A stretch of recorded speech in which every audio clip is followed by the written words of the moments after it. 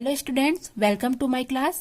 आज हम लोग इकाई 2 परमाणु संरचना में कक्षकों में इलेक्ट्रॉन का भरना पढ़ने वाले हैं। ठीक है, filling of electron in orbitals. ठीक है, तो आप बहुत सिद्धांत आज हम लोग पढ़ेंगे। विभिन्न परमाणुओं में कक्षकों में इलेक्ट्रॉन को भरने के लिए संबंधित 3 नियमों का पालन किया जाता है। आपबाउ का सिद्धांत, पाउली का अपवर्जन सिद्धांत और हुंड का नियम। ये तीनों के द्वारा हम इलेक्ट्रॉन को किस प्रकार से कक्षकों में भरेंगे, जिसे हम इस प्रकार से भी कह सकते हैं कि तत्वों का इलेक्ट्रॉनिक विन्यास ज्ञात करना। ठीक है, हम तत्वों का इलेक्ट्रॉनिक विन्यास किस प्रकार से ज्ञात करेंगे। अब तक आपने कैसे ज्ञात किया होगा, जैसे मान के चलिए नाइट्रोजन का, तो कैसे ज्ञात किया होगा, 2 और 5।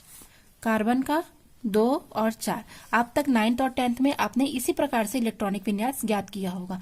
लेकिन अब 11th क्लास में आपको इलेक्ट्रॉन को किस प्रकार से कक्षकों में भरा जाता है, क्योंकि आपने कक्षक और उपकोष तीनों के बारे में पढ़ लिया है। तो उस हिसाब से इलेक्ट्रॉन को किस प्रकार से भरा जाता है वो आज के हम इस वीडियो में पढ़ने वाले हैं। तो आज का हमारा टॉपिक है आपबाउ का सिद्धांत। तो चलिए पढ़ना स्टार्ट करते हैं। आपबाउ का सिद्धांत क्या है। ठीक है, आपबाउ एक जर्मन शब्द है जिसका अर्थ होता है बनना, क्रमिक निर्माण जिसे हम कहते हैं। यह सिद्धांत इलेक्ट्रॉनों के विभिन्न कक्षकों में भरने से संबंधित होता है कि इलेक्ट्रॉन को किस प्रकार से हम कक्षकों में भरेंगे। ठीक है, तो परिभाषा क्या हो जाएगी, परमाणु में कक्षक ऊर्जा के बढ़ते हुए क्रम में पूरित होते हैं या भरे जाते हैं। ठीक है, ऊर्जा जिस तरीके से बढ़ते जाएगी, ऊर्जा का क्रम बढ़ते जाएगा और ऊर्जा का क्रम बढ़ते ही इलेक्ट्रॉन को भी हम उसमें भरते जाएंगे। या फिर एक और परिभाषा है कि पहले उपलब्ध कक्षकों में न्यूनतम ऊर्जा वाले कक्षक में इलेक्ट्रॉन प्रवेश करते हैं तथा इनके पूरित होने पर ही उच्च ऊर्जा वाले कक्षक में इलेक्ट्रॉन पूरित होते हैं। अर्थात इलेक्ट्रॉन सबसे पहले निम्न ऊर्जा वाले कक्षकों में जाएंगे जहां इलेक्ट्रॉन भरा जाएगा, इलेक्ट्रॉन की ऊर्जा कम होगी। उसके बाद उच्च ऊर्जा में इलेक्ट्रॉन भरे जाएंगे। ठीक है, तो अब हम ऊर्जा का क्रम देखते हैं कि किस प्रकार से ऊर्जाओं को भरा जाता है। तो इसको देखने के लिए सबसे पहले आप लिखेंगे यहाँ पर 1s, सबसे समीप का है कोश ये। उसके बाद यहाँ लिखेंगे आप 2s, फिर लिखेंगे 2p, फिर लिखेंगे 3s, मिस्टेक हो गया, ठीक है, 1s, 2s, 3s, 4s, 5s, 6s, 7s और 8s। ठीक है, इस प्रकार से आप भर लेंगे। अब पी कक्षक की बारी है, तो ये s वाला में p ऑर्बिटल नहीं होते हैं, तो यहां से भरेंगे हम 2p, 3p, 4p, 5p, 6p, 7p। ठीक है, यहां पर भी 8 वाले में भी नहीं रहता है। अब आता है डी की बारी, तो ये वाला कक्षक खाली रहेगा। यहां से 3d, 4d, 5d और 6d। ठीक है, एक कक्षक फिर खाली रहेगा। उसके बाद अब हम भरेंगे एफ कक्षक, तो ये वाला कक्षक खाली रहेगा। यहाँ पर 4f और यहाँ पर 5f, ये खाली। अर्थात ऊपर से एक एक कक्षक छोड़ते जाएंगे और नीचे से छोड़ते जाएंगे। तो 1s, 2s, 3s, 4s, 5s, 6s, 7s, 8s। ठीक है, ये पूरा भर लेंगे। ये 1s और 8s को छोड़ेंगे, यहां से भरेंगे 2p, 3p, 4p, 5p, 6p और 7p। फिर 2p और 7p को छोड़ेंगे, यहाँ 3d भरेंगे, 3d, 4d, 5d और 6d। ऊपर का और ये छोड़ेंगे 4f और 5f। इस प्रकार से हम ऊर्जा को भरते हैं। अब देखते जाइए क्या करना है, इसको ऐसे मिलाते जाइए। ठीक है, इस प्रकार से, 2s भी ऐसे रहेगा, ये 3s है। ठीक है, 3s की लाइन है, ये 4s की लाइन है, ये 5s की लाइन है, ये 6s की लाइन है, ये 7s की लाइन है और ये 8s की लाइन है। ठीक है, तो ये इस प्रकार से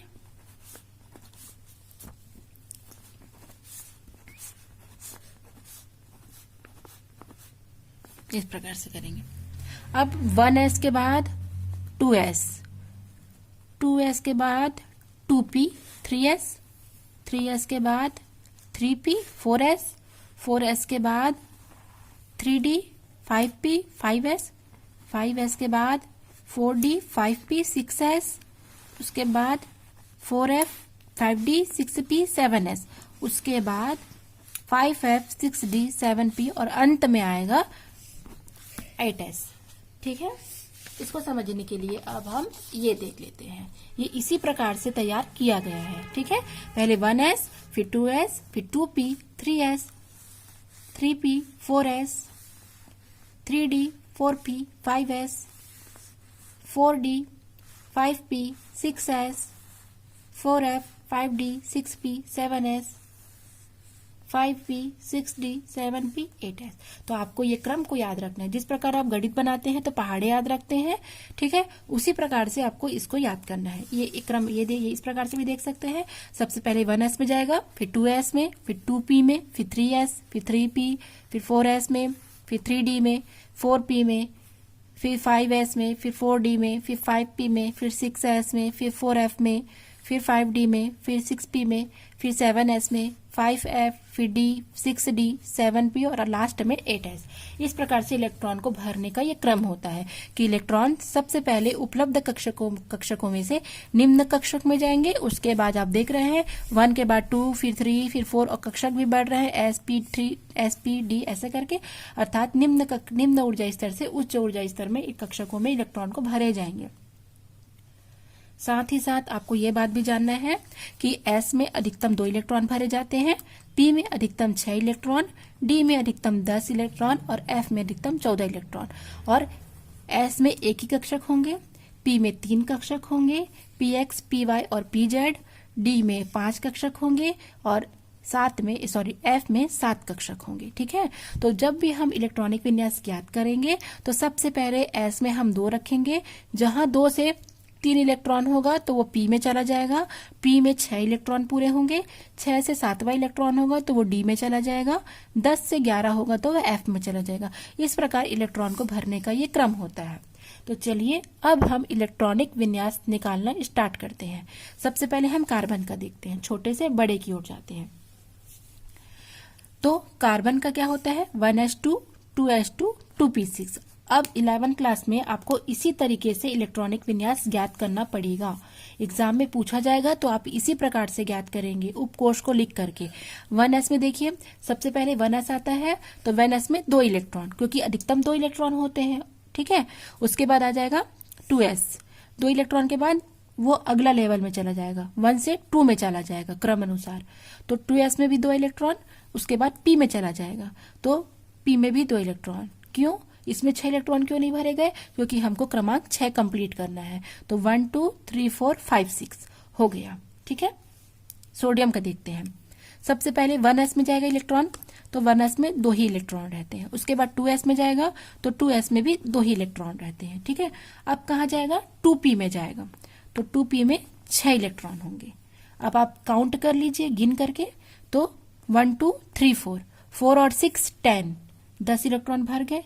अब एक इलेक्ट्रॉन किस में जाएगा, 3s1, क्योंकि 2p के बाद 3s में इलेक्ट्रॉन जाएगा। तो यहाँ पर 1 इलेक्ट्रॉन जाएंगे क्योंकि कंप्लीट हो गया। अब 11 इलेक्ट्रॉन देख सकते हैं आप, 1 2 3 4, 6 4 10 और 11। इस प्रकार से इलेक्ट्रॉन भरे जाएंगे। ठीक है, बहुत ही इजी है, आपको बस इस क्रम को याद करना पड़ेगा, फिर आपसे बन जाएगा। सिलिकॉन में देखते हैं, सबसे पहले 1s में जाएगा तो 1s2, फिर 2s में जाएगा 2s2, फिर p में जाएगा तो 2p6, फिर 3 में जाएगा 3s2। ठीक है, अब गिनती कर लेते हैं तो 1 2 3 4, 4 और 6 10 और 2 12। तो हमको 2 इलेक्ट्रॉन की कमी हो रही है, 12 हुए हैं, हमको 14 कंप्लीट करना है तो 2p2 करेंगे। ठीक है, एक और देखते हैं। कैल्शियम का परमाणु क्रमांक होता है 20। इसमें परमाणु क्रमांक के आधार पर ही इलेक्ट्रॉनिक विन्यास ज्ञात किए जाते हैं। फिर से सबसे पहले 1s सबसे निम्न ऊर्जा स्तर का है तो सबसे पहले इलेक्ट्रॉन इसमें भरे जाएंगे, 2 इलेक्ट्रॉन। फिर s की बारी है तो 2s2, फिर 2p6, 3s2, 3p6, इतना कर लेते हैं। अब गिनती कर लेते हैं कि 20 हुआ है कि नहीं। तो 4 10 12 और ये 18, 2 इलेक्ट्रॉन है तो 4s आएगा, 4s2। ठीक है, क्योंकि 3p के बाद 4s आता है, इसलिए 3p के बाद 4s आएगा। अब देखिए 20 इलेक्ट्रॉन हो चुके हैं। ठीक है, इस प्रकार से हम इलेक्ट्रॉनिक विन्यास ज्ञात करेंगे। तो आप लोग अपने से मैग्नीशियम का, स्कैंडियम का, कॉपर का, ठीक है, क्या करेंगे, इलेक्ट्रॉनिक विन्यास ज्ञात करके कमेंट्स बॉक्स में मुझे सेंड करेंगे। यह आप लोग के लिए होमवर्क है। ठीक है, मैग्नीशियम, स्कैंडियम और कॉपर का इलेक्ट्रॉनिक विन्यास इसी मेथड से, इसी क्रम से ज्ञात करके आप मुझे कमेंट्स बॉक्स में कमेंट्स करके भेजेंगे। और एक चीज और बताती हूँ, एस में केवल एक कक्षक होते हैं, तो एक कक्षक इलेक्ट्रॉन 2 है तो 1 और 2। फिर से एस कक्षक 1 और 2, क्योंकि एक क्लॉकवाइज और एक एंटी क्लॉकवाइज होता है। पी में होते हैं 3 कक्षक, तो 2 इलेक्ट्रॉन है ना, क्योंकि 6 इलेक्ट्रॉन भरे जाते हैं। यहाँ पर हमारे पास 2 इलेक्ट्रॉन उपलब्ध हैं, तो एक इलेक्ट्रॉन इस प्रकार होगा और दूसरा इलेक्ट्रॉन इस प्रकार होगा। ठीक है, इस प्रकार से नहीं होगा, ये गलत है, इस प्रकार से होगा। और वो कैसे होगा ये हम कल के नियम में देखेंगे। ठीक है, हुंड का नियम और पाउली का नियम। तो चलिए अब हम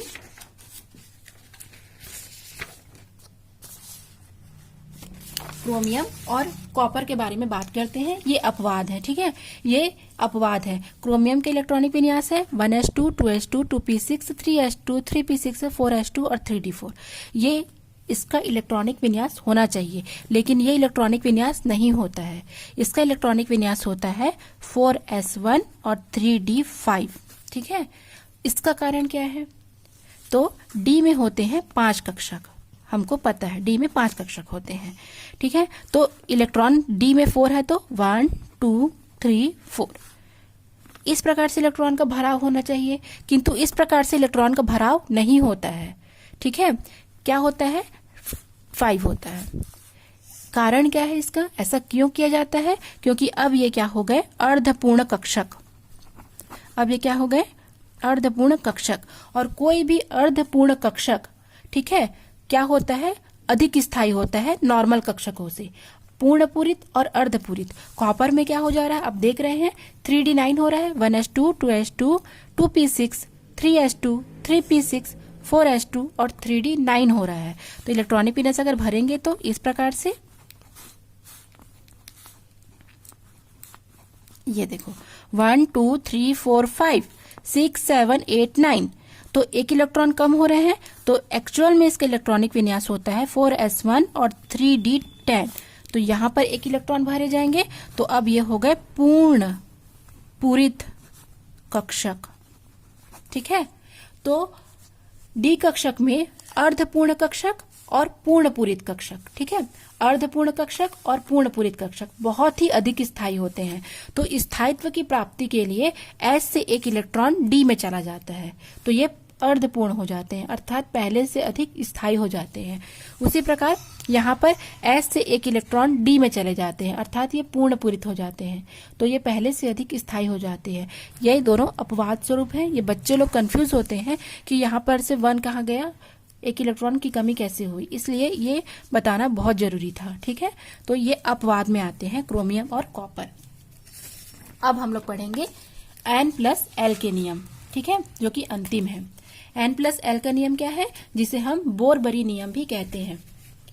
ठीक है, तो परमाणु के विभिन्न कक्षकों में ऊर्जा का निर्धारण उनकी मुख्य क्वांटम संख्या और द्विगंशी क्वांटम संख्या के आधार पर किया जा सकता है, जिसे हम N+L का नियम या बोरबरी के नियम से जानते हैं। ठीक है, तो N+L का नियम अर्थात मुख्य क्वांटम संख्या और द्विगंशी क्वांटम संख्या का नियम क्या होता है, तो इसके अनुसार किसी विलगित उदासीन परमाणु में N+L का मान कम होने पर ऊर्जा का मान भी कम हो जाता है। ठीक है, क्योंकि N+L का मान कम है, उस कारण ऊर्जा का मान भी कम हो जाता है। अतः इलेक्ट्रॉन पहले उस उपकोश में भरा जाता है जिसके लिए N+L का मान कम होता है।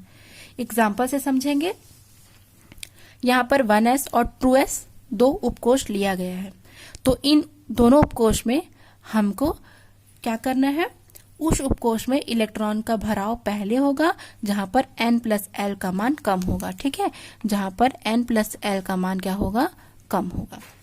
तो देखते हैं n और l दोनों में से हमको ज्ञात करना है n और l। तो n क्या है, 1 है, और l क्या है, 0 है। कहाँ से आया ये वैल्यू, हमको पता है S/P/D/F। ठीक है, इसकी वैल्यू का हमको पता होनी चाहिए।